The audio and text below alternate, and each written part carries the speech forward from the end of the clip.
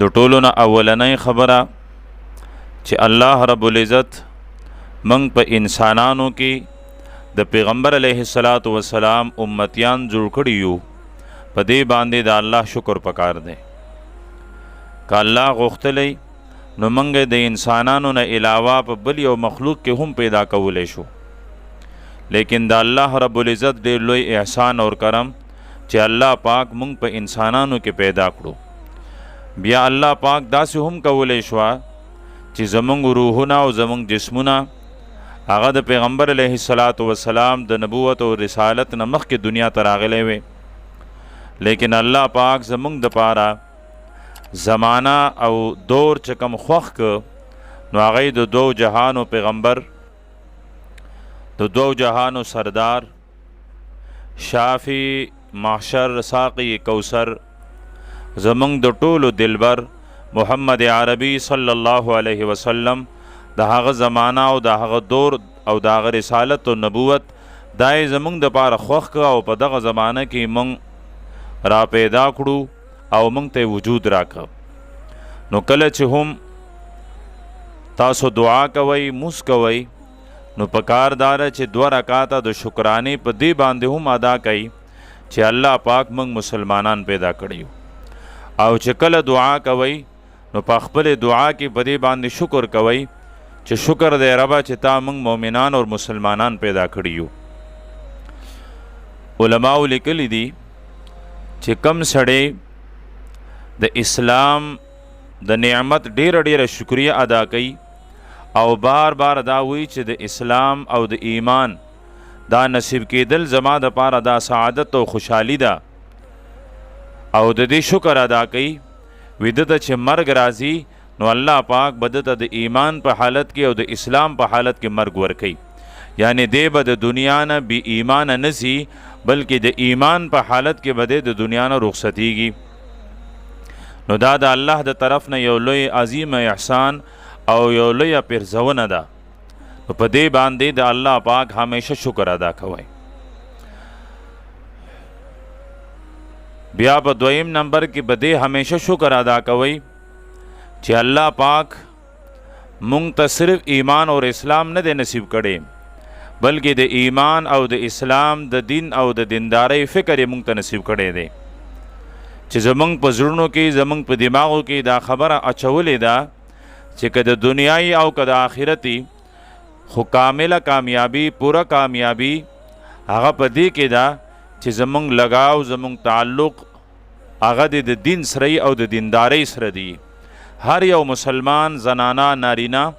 دا غوی تمنا دای چې رسی یو ډیر دیندار سړی یو ډیر دیندار زنانه وي، زما بچی زما اولاد ډیر زیات دیندار وي،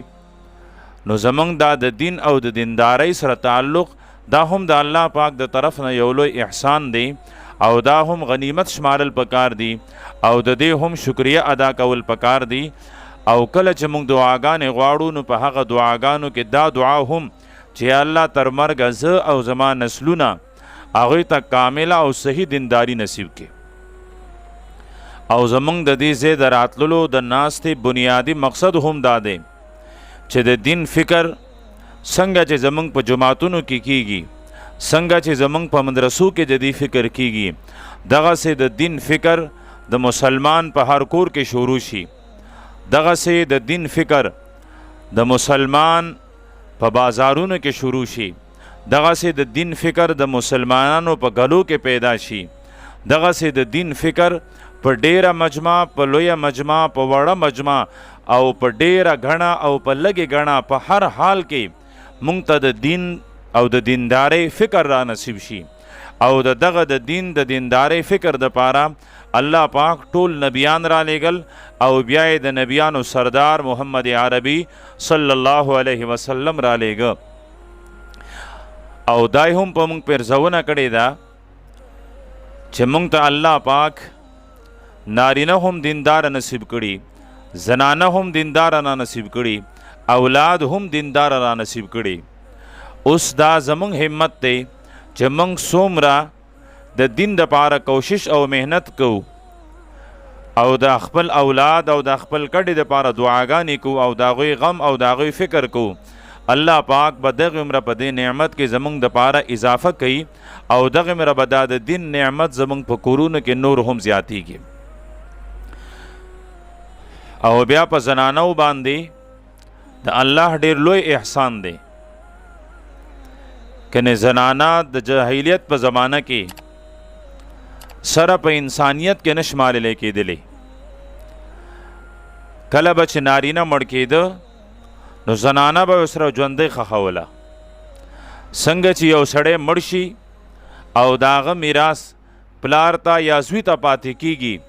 نو په زمانه د جاهلیت کې څنګه به چې نور شیزونه کوټه مکان محل بلډینګ ځمکه گاڑی کاروبار دا په میراث کې میلاوېدل نو دغسې دا زنانه به هم په میراث کې منتقل کېدله او دا به هم میراث شمارلی کېدله. بلکې هغه خلق چې نن ځان ته ډیر تهذیب یافته وي او ډیر زیات ځان ته د انسانیت همدرد وي هغه یهود و نصارا هغوی به زنانه صلیخ ورځې په یو خوشي مکان کې بند کړله نه به یې له خوراک ورکه او نه به یې د سکلو دپاره څه ورکول نو دغه غریبه به په دغه حالت کې د لوږې او د تنګې په ارمانونو باندې مړه شوله او په دغه حال کې به دې ته مرګ راغی. بیا به یې هغې ته قبر هم نه جوړو بلکې یو کډې ته به یې لکه څنګه سړی یو مردار څاروی غورځوي نو داسې به یو کډې ته وغورځوله. دا خو په موږ باندې د الله لوی احسان چې محمد رسول الله صلی الله علیه وسلم راولیږه او هغه پیغمبر زمونږ د پاره زنانه هغه قابل احترام او قابل عزت وګرځوله. که لور ده که خور ده که ښځه ده د هغې نفقه د هغې ذمواري د هغې خرچه دا یې په رور باندې په زوی باندې په خاوند باندې لازم کړل او دا یې د دې نارینهو دپاره صادر وګرځو دا یې د نارینهو دپاره عزت وګرځو. بلکې الله خو دومره مهربان شو چې د نارینه دپاره جنت ستاسو د زنانو د خپو لاندې وغوړو. خو دا مقام تاسو ته هله میلاو شو چې کله زما پیغمبر دنیا ته راغی. کله چې تاسو د لا اله الا الله محمد رسول الله اقرار وکړ او دا هواګانې دا خوشبویانې او دا فضا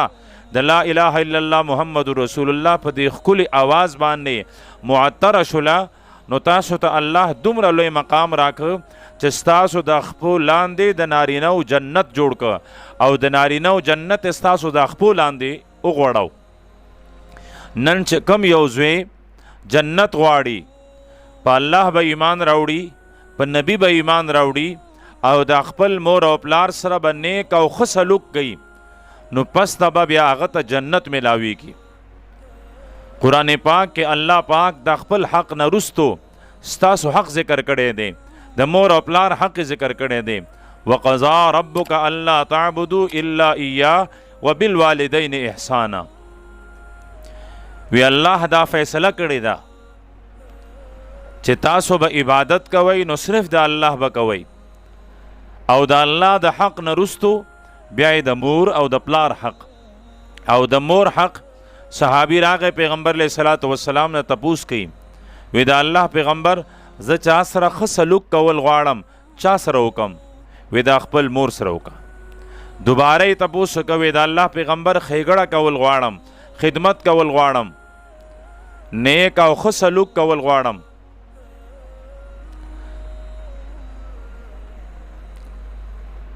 صحابي راغی د پیغمبر علیه صلات وسلام نه تپوس کوي وی د الله پیغمبر زه د چا سره ښېګړه کول غواړم نیکی کول غواړم نو د چا سره نیکی وکم نو د الله پیغمبر وفرمایل وی د خپل مور سره ښېګړه او د خپل مور سره صلاح وکړه. دوباره یې تپوس کوي د الله پیغمبر زه ښېګړه کول غواړم خواله کول غواړم د چا سره وکم د الله نبی بیا وفرمایل وی د خپل والدې د خپل مور سره. په دریم ځل بیا تپوس وکړو نو د الله نبی بیا وفرمایل ګوره درې حقونه درې حصې حق د الله نبی تاسو ته میندو ته راکړی دی او څلورمه حصه وی ثم اباک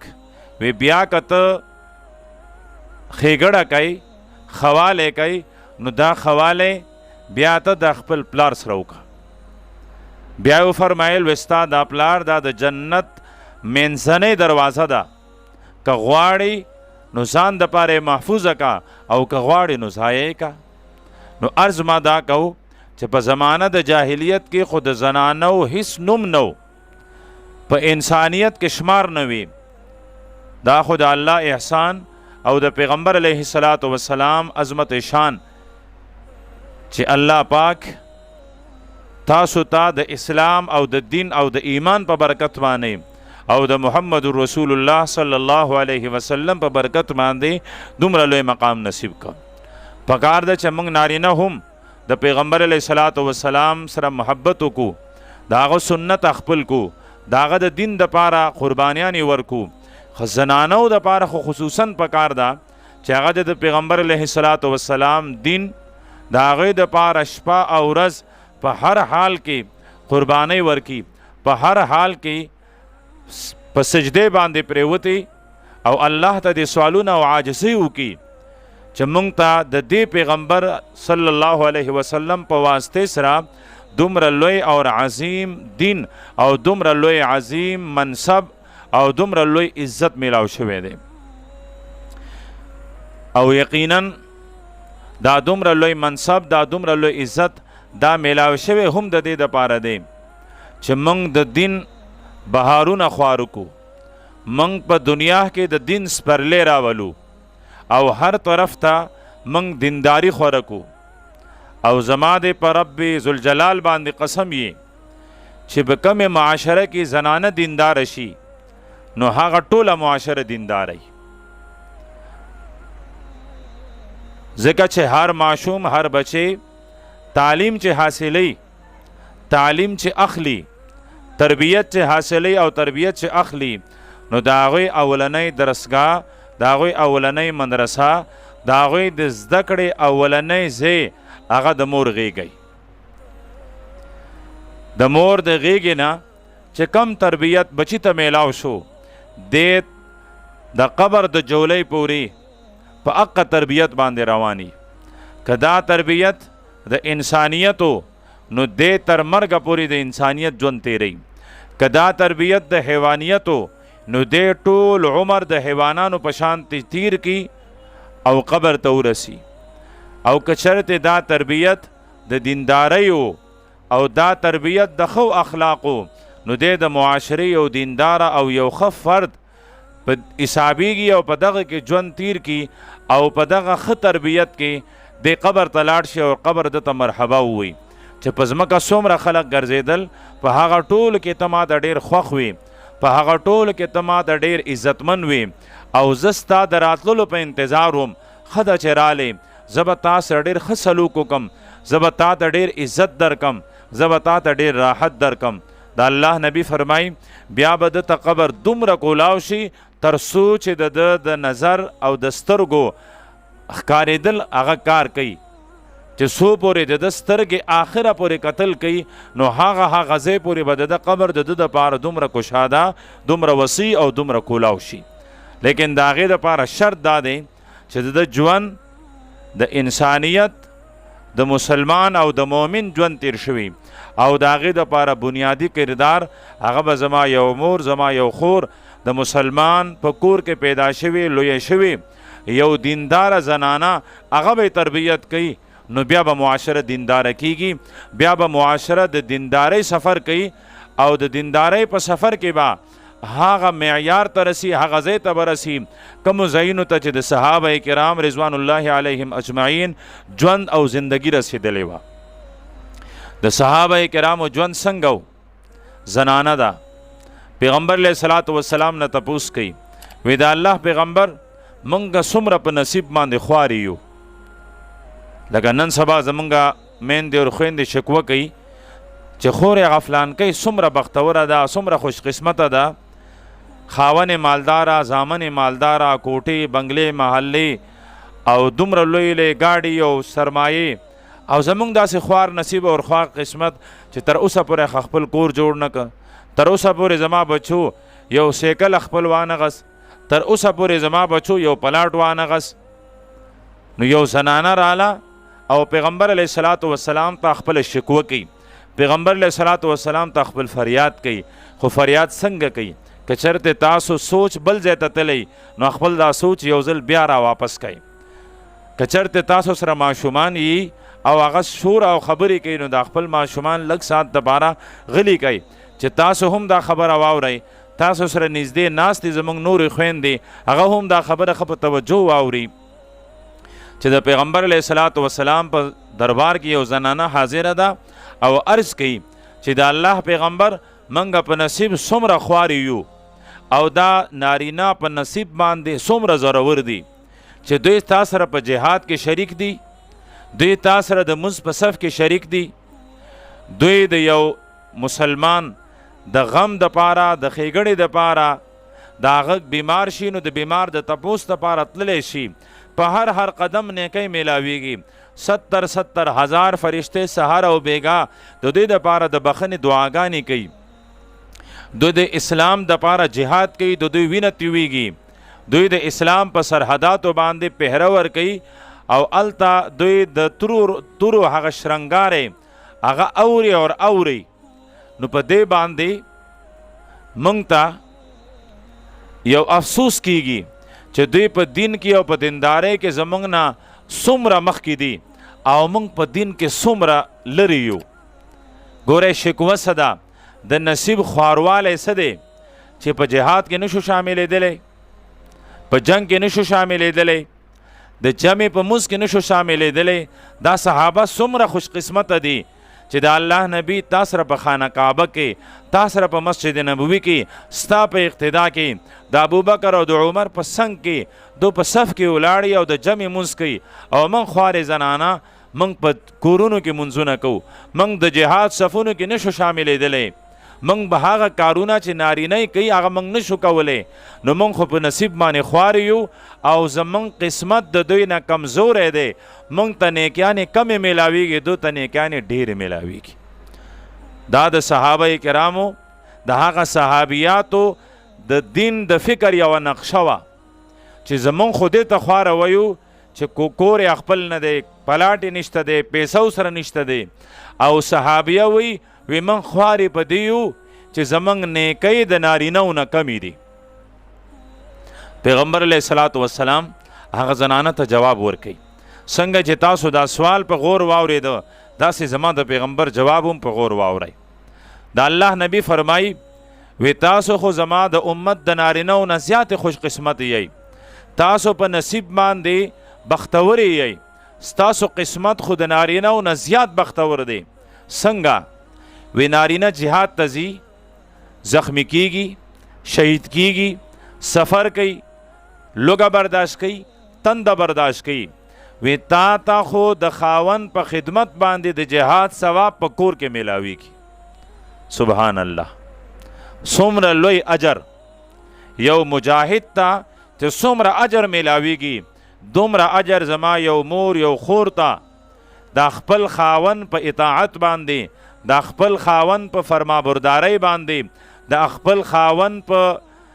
تابعدارۍ او په خدمت باندې او خدمت گزارۍ باندې هغې ته دومره اجر میلاویږي څومره چې یو مجاهد ته په میدان د جهاد کې اجر میلاویږي.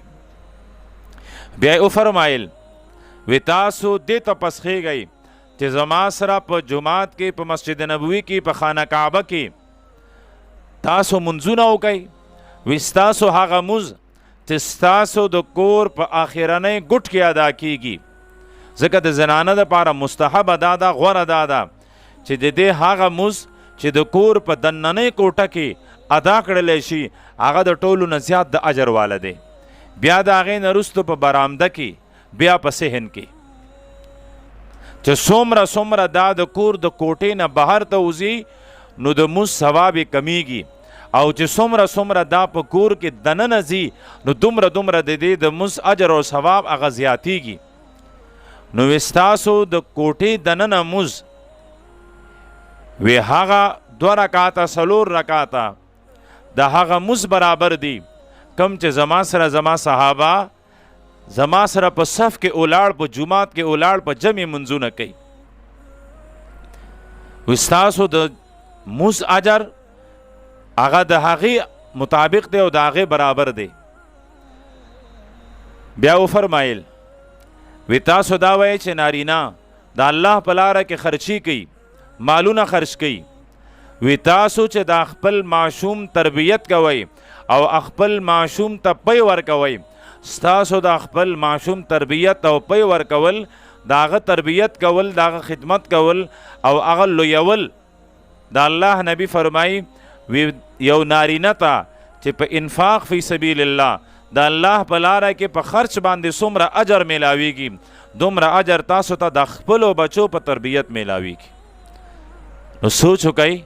الله او د الله رسول او د الله دین په تاسو څومره مهربان دی، څومره مهرباني ده ستاسو په تاسو باندې د دین د اسلام چې تاسو یې دومره په تاسو باندې نرمي وکړله او دومره ستاسو باندې شفقت وکړه او دومره حالت هغه ستاسو اوچت او لوی که، بلکې دا لاسه کوي ستاسو مقام د زنانو مقام. ما مخکې هم یو ځل عرض کړی خو تاسو نه بهیري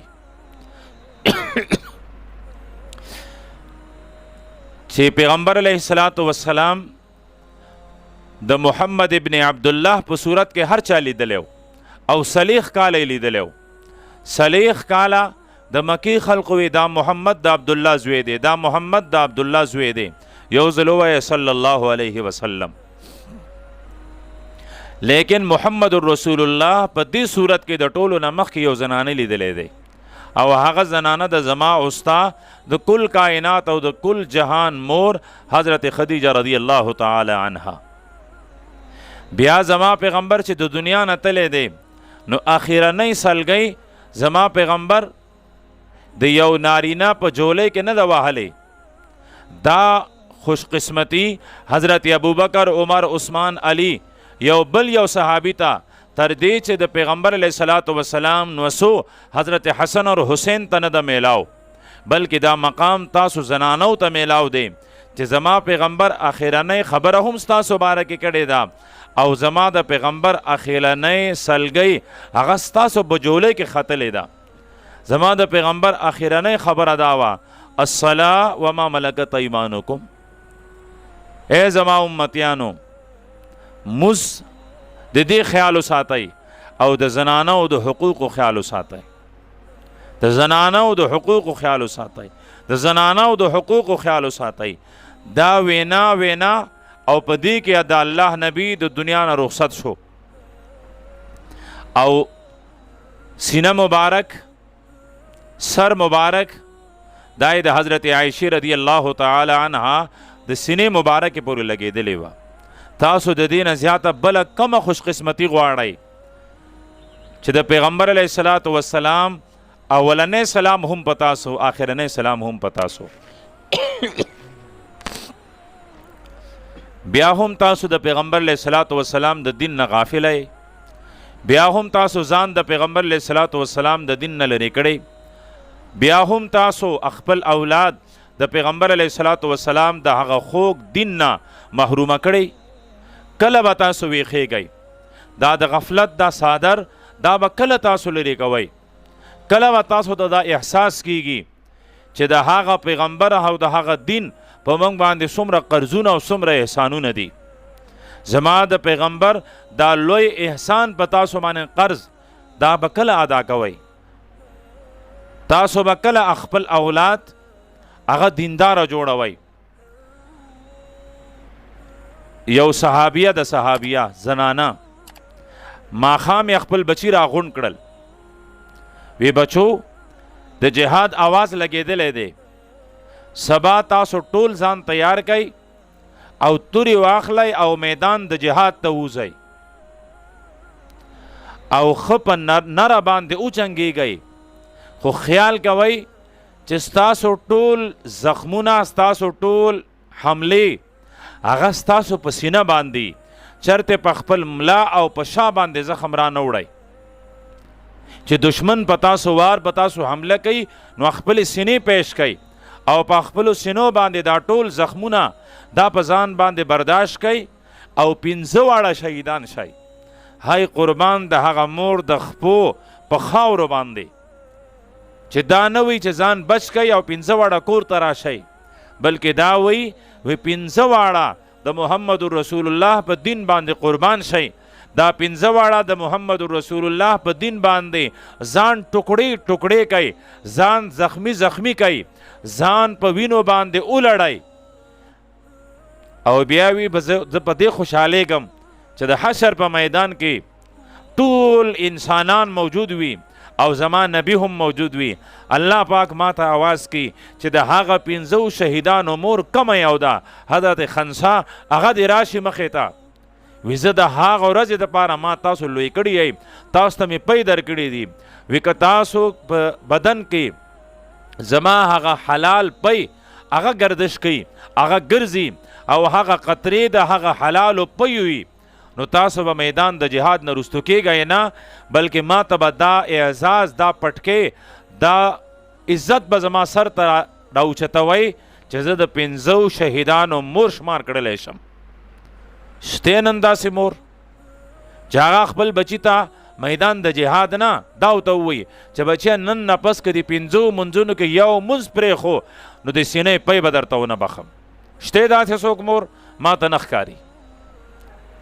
د بېدینۍ فضا دومره خوره شوې ده، بېدیني دومره عام شوې ده چې نن یو مور خپل بچي ته د مونځ په دومره بهادرۍ، په دومره دلیرۍ سره وینا نشي کولی. ها دا کولی شي چې بچیا که سبا دې ډپټۍ نه چوټۍ کړه، کور نه دې وباسم، خیرې درته کوم، زه درته خپل پی نه بخم. ها د دنیا دپاره زما مور او خور دا وینا کولی شي، ځکه فکر د دنیا جوړ شوی دی، ځکه چې محبت د دنیا جوړ شوی دی. موږ ته 1000 2000 لزره شلزره لکا شل لاکه دا موږ ته ښکاري، خو سبا په موږ باندې ځنکدن آسان شي. سبا موږ د قبر د عذاب نه بچ شو، د حشر د سختو نه بچ شو، د ټولو نبیانو او د خپل پیغمبر دیدار وکړو، د الله دیدار وکړو، د الله په مخ کې په خوشحالۍ باندې پیش شو. دا نن زمونږ سوچ او زمونږ فکر نه مني، ځکه موږ ته دا وینا نه ده شوې، زمونږ دا ژوند نه دی جوړ شوی. او د صحابه کرامو د زنانو او د نارینو ژوند داو دنیا څه د سهار کېدلی او ماښام کېدلی، د دې ژوند څه پته لګي، کله ماښام کېږي او کله سهار کېږي. خو اصل سهار هغه دی چې د ایمان په حالت کې د پیغمبر علیه السلام په مخ کې سړی ودرېږي او ټول ګناهونه معاف شي. او ستاسو باندې د الله د هر طرف نه مهربانیانې، د هر طرف نه مهربانیانې. غالبا حضرت عبدالله ابن عمر نه یو سړی تپوس کوي، وی حضرت زما مور ضعیفه ده، کمزورې ده، بوډۍ ده، چې زه هغه په اوږو باندې کېنوم او د بیت الله چاپیره طواف پې وکم، و چکرې دا زما په اوږې باندې ناستی او زه د بیت الله چاپیره چکر لګوم، په سختې ګرمۍ کې چکر لګوم، بیا د صفا او د مروه ترمنځ سعی وکم او دا مور په اوږې باندې یي، نو آیا د دې مور چې په ما باندې کم حق دی نو هغه حق به ادا شي؟ تپوس کوونکی تپوس کوي د حضرت عبدالله ابن عمر رضی الله تعالی عنہ د حضرت عمر د بچینا. حضرت عبدالله ابن عمر جواب ورکوي، وستا مور چې ته 9 میاشتې په خېټه ګرځولی وی د هغه یو تکلیف چې یو ځل به تا د هغه مور په ګیډه کې دننه، په رحم کې دننه خپل اړخ بدلو،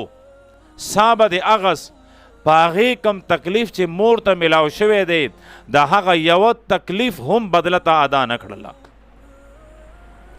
وګورئ خپل مقام چې ستاسو د یو تکلیف د الله په دربار کې څومره لوی اجر دی. په یو بله موقع د الله نبی وفرمایل، وی کومه یو زنانه چې د بچی په ولادت کې هغې ته کم درد او تکلیف رسی، وی د دې په ذریعې باندې الله د دې د ټول ژوند ګناهونه معاف کړي، د 1-2 ورځې نه، د کلونو نه، د ژوند ګناهونه معاف کړي. د بچی په ولادت هغه کم سختی، هغه کم تکلیف چې یو زنانه برداشت کوي، نو پاغه باندې الله پاک د ژوند ګناهونه معاف کی او دا د ګناهونو نه داسې معصومه داسې پاکه صفا ستره شي لکه څنګه چې دا د خپل مور نه پیدا شوي او دا معصومه وه د دې په عملنامه کې یو ګناه نه و وی دقسې الله پاک دا د هر ګناه نه معصومه کی نور خلاصو تاسو چې په کور کې کومه جارو وهئ کمې پوچې لګوئ ستاسو جارو او پوچه لګول دا هم عبادت دی په دې هم تاسو ته اجر میلاویږي او چې کله بیا زمونږ یو مور خور جارو هم لګي پوچه هم لګي او د الله ذکر هم کوي الله اکبر بیا به دې ته څومره اجر میلاویږي بیا به څومره د دې مقام د الله پر دربار کې څومره اوچتیږي او لویږي صرف سوچ بدلول غواړي یو صحابیه ده د آخري واقعه عرض کوم بیا بس کوم ټیم مختصر دی اور کم دی یو صحابیه تندور باندې روټۍ پخی لکه په دیهاتو کې په بانډو کې په کلو کې اکثر داسې چې دو دریو کورونو یو تنوري اول یو کور والا روټۍ پخی بیا بل کور والا بیا بل کور والا او څه زنانه داسې چې هغه د بلې زنانه انتظار کوي د موقع دا روټۍ پخی کې بیا به زه خپلې روټۍ ولګوم نو یوه صحابیه راله روټۍ اوړۍ ایښې دي په انتظار ده چې خپلې روټۍ ولګي د هغې نمبر راغی روټۍ ولګولې سرې شولې دې هغه شکور په سر که روانه شوه نو خپل بلې هغه زنانه ملګرې ته وینا کوي وی خورې وی نن ما ډوډۍ هم پخې کړلې انتظار مې هم وکړ خو په دې لږ وخت کې په دې ناسته په دې روټۍ پخولو کې ما د قرآن پاک پوره 3 سپارې تلاوت کړې په دې لومره لږ وخت کې ما 3 سپارې د قرآن پاک تلاوت کړې او موږ به څه وایو چې کم سے کم د 3 کلو د زنانو غیبت هغه وکړه کم سے کم موږ به دا وایو ځکه زموږ خو بل کار نشته سوا د غیبت نه چې په کور کې ستړي شو انګور ته یو 500 کارونه حواله کو وی ته دا کوه او سر اعظم بیا لاړ شو 3 څلور بوډېګانې خفه چې نه شئ بیا 3 څلور بوډېګانې کینې د فلانکۍ دنګیندو غیبت د فلانکۍ دنګیندو غیبت د فلانکۍ دنګیندو غیبت 3 غنټې په دې تېره شي او که چېرته انګور ته موقع میلاو شي نو دا د خپلې همزولو سره کینې نو یوه انګور به د خپلې خواښې بله د خپلې خواښې بله د خپلې خواښې 3 څلور غنټې په دې غیبت کې تېر شي زمون خو ژوند داسې تیر شو شیخ زکریا رحمت الله علیه چا چې فضائل اعمال کتاب لیکلی دی هغه فرمایي وی زمونږ د کور زنانه هر ورځې د کور د کار د خانقاه د کار د مدرسې د کار د طالبانو د مریدانو خوراک سکاک د دې د تیاری سره سره هر ورځې 18 سپارې تلاوت کوي هر زنانه شیخ زکریا رحمت الله علیه فضائل اعمال کتاب دی تاسو کې چې د چا کور والا سلور میاشتې لګولی تبلیغی امیر سے بھی داغه نه تپوس کوي فضائل اعمال والا بزرگ په خپل کتاب کې دا لیکلی دي چې د هغې زنانو به 18 سپارې تلاوت په یو ورځ شپه کې کو او موږ 18 کالونه تیر شو د قرآن پاک مبارک صفحه خونه لیدله د قرآن پاک مخه خونه لیدو د قرآن پاک ټکې زمونږ په ژبه باندې رانغی زمونږ دعوه دادا چې مؤمنان یو مسلمانان یو د ایمان والو په کور کې پیدا شوي یو لا اله الا الله زمونږ ورد دی زمونږ ذکر دی دا مو کړی ده دا مو ویلې ده خو د هغې نه باوجود بیا هم د قرآن پاک د تلاوت نه څومره لرې یو نو نن دا عزم وکئ چې هره زنانه هغه په خپل کور کې چې څومره اولاد دی نارینه دی زنانه دی جنکۍ دی هلکان دی ځوانان دی بوډاګان دی هر یو کس نارینه او زنانه هغه به ضرور د قرآن پاک تلاوت کوي د دنیا دپاره دومره سخت یی د دین دپاره سخت شی که نه خپلو بچو ته ووایئ یا به په کور کې تلاوت کوئ یا دا کور پرېږدئ وځئ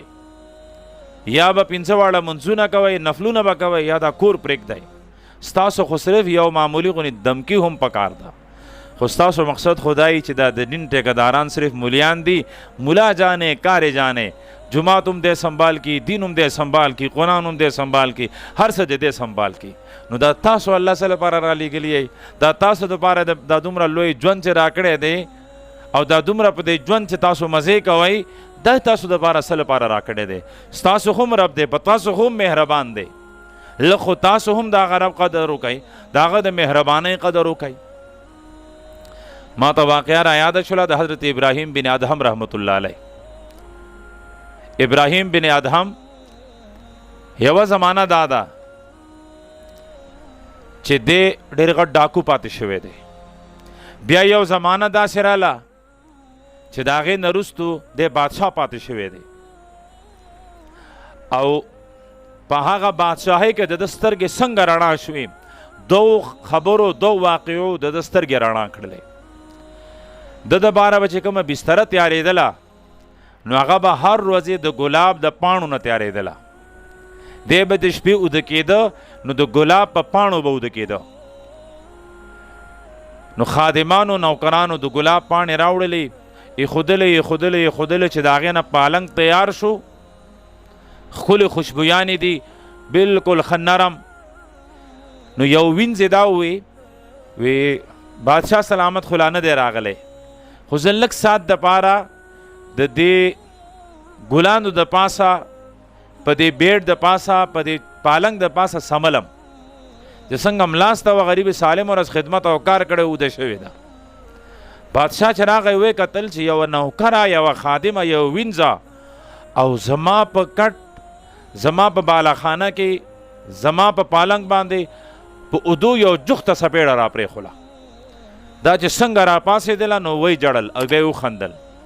نو ابراهیم بن ادهم تپوس وکړو، وی دا جړا دې پسه وکړله، دا خندا دې پسه وکړله؟ وی بادشاه سلامت وجړل، خو مې په دې چې سپېړه ډېره په زوره ولګېدله نو ځکه مې وجړل. وی ښه ټیک ته دا خو سمجھ کې راځي. او دې خندل ولې؟ وی بادشاه سلامت وی دویمه سپېړه خو به نه وایي؟ وی نه. وی دا مې خندل په دې چې زه لږ وخت ودم او دومره سزا میلاو شوه، بادشاه سلامت په همیشه ودی، ده ته به څومره سزا میلاویږي. د ابراهیم بن ادهم سترګې کولاو شولې، عبادت شروع کو، هر وخت کې جانماز، منځونه، تلاوتونه، ذکرونه. دویمه واقعه، یو ورځ دی خپل عبادت کوي، د کور د پاسه څوک ګرځي، دی راووت دربان چوکیدار نه تپوس کوي د کور د پاسه چت د پاسه څوک ګرځي؟ هغه وی څوک نشته حضرت. هغه وی څوک نه څوک خو شته.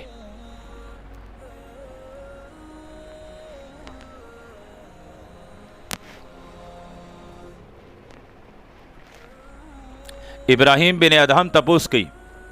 دربان نه چوکیدار نه چې د کور د پاسه چت د پاسه څوک دی؟ وی بادشاه سلامت سے څوک نشته دی. وینا څوک شته، د خپو کشارې آواز راځي. هغه وی کتل، وی بادشاه سلامت څوک نشته دی. چې دی خپل کمرې ته بیا راغی، بیا ووت، وی له پاسه څوک شته دی وګورئ. چوکیداران لاړل چې وی کتل یو دیهاتي دی، بانډچي دی. تپوس ته وکړه، وی څه کوي؟ وی یاره اوښ رانه روک شوی دی، خپل اوښ ګورم. دو راکوز کو، وی بادشاه سلامت دا سړی و. بادشاه د هغه نه تپوس کوي، وی څه دی کول؟ هغه وی جی زه یو مسافر یم، اوښ مې روک شوی دی، اوښ ګورم. هغه وخندل ابراهیم بن ادهم، وی د بادشاه په دربار کې د بادشاه د بالاخانې له پاسه او ستا اوښ څنګه موندلی شي؟ هغوی بادشاه سلامت ته خو زمانه زیات بېوقوفی، زه هم بېوقوفه یم چې د بادشاه په بالاخانه کې اوښ تلاش کوم او ته په دې نرمو ګرمو بسترو کې دننه الله تلاش کوي، څنګه به میلاو شي؟ سترګې کولاو شولې، بادشاهي پرېښودله او یو چغه یې واغوستله، ووته. صحرا ته لاړ، بانډو ته لاړ، بانډچي شو او د الله پاک ذکر کوي، د الله پاک یادګیرنه کوي. زمانه تېره شوه، خلق راغی، وی ستا چې څنګه بادشاهي وه هغسې بادشاهي اوس نور څوک نشي کولی، راځه دغه الله الله کوه خو دربار ته راشه. وی راځئ. د دریاب غاړې ته یې بوتلل، یو د ګنډانه ستنې راواغستله، دریاب ته یې وغورځوله. یو مۍ را اوچت شو، هغه ته یې وویل زما هغه ستن راوړه.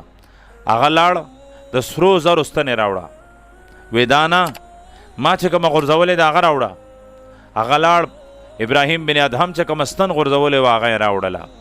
ابراهیم بن ادهم هغوی ته وی چې تاسو انسانان وای زما خبره مو نه منله،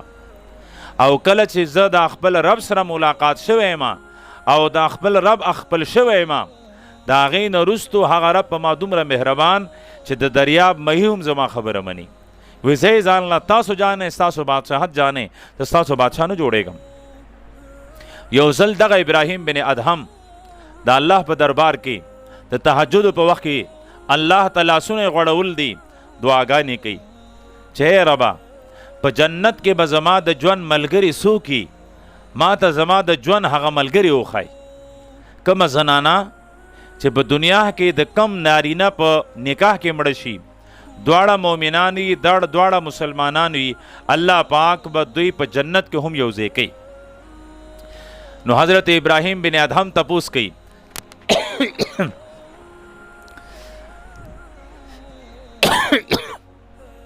چې زما د جنت ملګري به څوک؟ نو الله پاک ورته وایي چې په هغه فلان کیسې کې یوه زنانه ده، د شکل نه ډېره بدصورته ده او ډېره غریبه زنانه ده، دا به په ورځ د قیامت ستا ملګري. ابراهیم بن ادهم ډېر لوی سفر وکړ، هغه زنانه ته ورسېد، په هغې سلام واچو، هغې ورته وویل نوم یې واغست چې ابراهیم بن ادهم په تا دې سلامتیا وي. نو دا ته تپوس کوي تا ته څنګه پته ولګېده زه ابراهیم بن ادهم یم؟ هغه وویل کم ذات چې د شپې تا ته د جنت ملګری ښودلی ده، هغه رب ما ته هم د جنت ملګری ښودلی دی. نو حضرت ابراهیم بن ادهم تپوس کوي وی څه نصیحت ته آخري خبره ده بس کوم، وی ما ته څه نصیحت وکړه. نو هغه زنانه د ابراهیم بن ادهم به چې په جنت کې به وي، نو هغه ورته ووایي چې که ستا د الله سره مینه یي نو د شپې خوب په ځان باندې حرام کا. وی که ته دا غواړې چې زه د الله عبادت وکم، د الله طاعت وکم، د الله تابعداري وکم، د الله حکمونه ومنم او زما په زړه کې د الله مینه پیدا شي، نو د شپې خوبونه په ځان حرام کا. ومن طلب العلا سهر الليالي، څوک چې اوچتې مرتبې حاصلوي هغه بیا شپې شوګیري. یغوط البحر من طلب اللؤالي، څوک چې ملغرلې حاصلوي نو هغه د دریاب په یخو یخو اوبو کې بیا غوطې لګوي. جنت دومره ارزان نه دی چې په پالنګونو کې په خوبونو کې به یو نارینه یا یو زنانه ته میلاو شي، بلکې هغه زنانه وینا کوي چې که جنت غواړي نو د جنت ته حاصلولو دپاره بیا خپل ځان تیار کا او په ځان باندې د دنیا خوبونه، د دنیا آرام او راحتونه دا په خپل ځان باندې بیا قربان کا، دا په ځان باندې حرام کا، نو الله ته او د الله مینې ته به ورسي. نو که موږ دا غواړو چې موږ د ترقي وکړو، زموږ په کور کې د برکتونه راشي، زموږ په اولاد کې د برکتونه راشي، نو هغې دپاره صرف یوه لار ده چې الله پاک ته به رجوع کوو، الله پاک ته به متوجه کیږو، د الله دین ته به متوجه کیږو، خپل کورونو کې به د قرآن پاک تلاوت د الله ذکرونه عام کوو، د فرض مز اهتمام به کوو،